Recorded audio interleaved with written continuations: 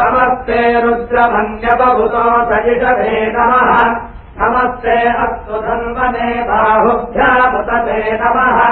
जातयिषः शिवतमा शिवम् बभूवते धनुः शिवाजगव्याजातपदजानो रुद्रमृडया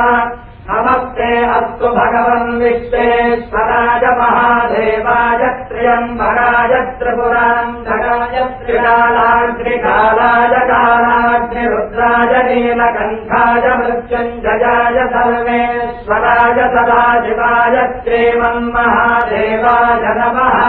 ॐ नमः सोमाय च रुद्राय च नमः साम्राय चारुणाय च नमः शङ्काय च पशुपतये च नमः उग्राय च भीमाय च नमो अग्रे वधाय च दूरे वधाय च नमो हम्रे च हरीयवे च नमो वृक्षेभ्यो हरिये